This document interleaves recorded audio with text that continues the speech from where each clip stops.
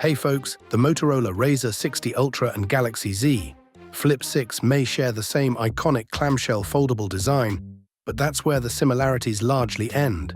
Motorola's latest entry in the foldable space takes bold steps to challenge Samsung's dominance, offering substantial hardware upgrades across the board. Still, Samsung counters with its own strengths, particularly in software longevity and AI-powered experiences. Here's how the two stack up in a head-to-head comparison, based on current specifications and available features. At a glance, Motorola appears to be playing the spec game aggressively. The RAZR 60 Ultra introduces larger screens both on the inside and out. Its 4-inch external display significantly overshadows the Z Flip 6's 3.4-inch cover screen, not only in size but in functionality as well.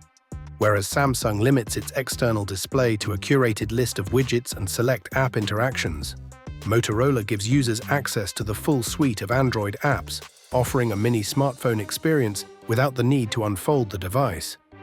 Opening both devices reveals another critical difference. The RAZR 60 Ultra stretches its inner screen to 7 inches, surpassing the Z Flip 6's 6.7-inch panel.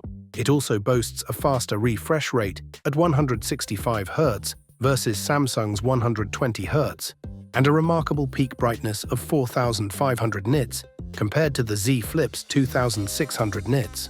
This not only makes Motorola's display larger, but also faster and more visible in bright conditions. An edge for media consumption and gaming. In terms of raw power, Samsung no longer has the performance advantage it held with the Z Flip 6's custom Snapdragon 8 Gen 3 for Galaxy chipset. Motorola has caught up and possibly surpassed it by including the top-tier Snapdragon 8 Gen 3 Elite chip, seen in other premium flagships like the OnePlus 13. While full benchmarks are still pending, early indications suggest the RAZR 60 Ultra could outperform the Z Flip 6 in daily tasks and intensive workloads.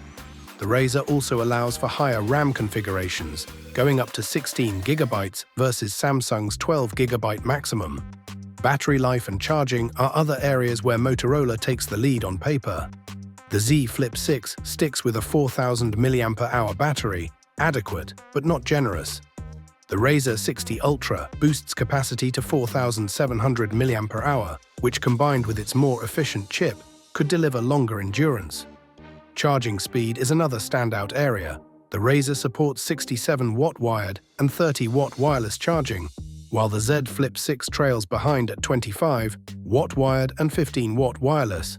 That's a significant difference in convenience for power users who need a quick top-up. However, where Samsung strikes back decisively is in the realm of software. The Galaxy Z Flip 6 will receive a market-leading 7 years of Android OS updates, taking it all the way to Android 21. This makes it a far more future-proof device. Motorola, disappointingly, is only committing to 3 major OS upgrades, meaning the RAZR 60 Ultra will likely top out at Android 18, a glaring shortfall for a premium device launching with Android 15. AI is another major point of divergence.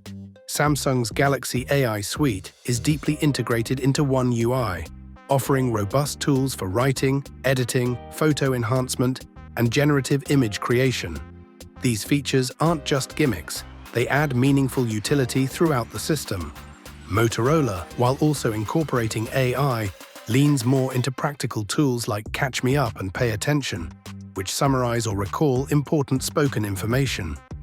Motorola does highlight compatibility with major AI ecosystems like Gemini, Copilot, and Llama 3, but the real-world impact of those integrations remains unclear for now. Finally, price may be the tiebreaker for many consumers. At launch, the RAZR 60 Ultra is priced at £1,099 in the UK, slightly more than the Z Flip 6's original £1,049 RRP. In conclusion, the Motorola RAZR 60 Ultra seems to win on hardware. It offers larger displays, faster performance, a bigger battery, and dramatically quicker charging. These are all compelling reasons to consider it over the Z Flip 6. However, Samsung's superior software update policy, more mature AI suite, and current lower pricing present a strong counter-argument, especially for those who prioritize longevity and integrated software experiences. We'll hold off on a final verdict until we can fully test Motorola's new foldable. But for now, it's clear that both phones offer distinct advantages depending on your priorities. Which of these two foldables do you find more compelling based on your needs, premium hardware, or long-term software support?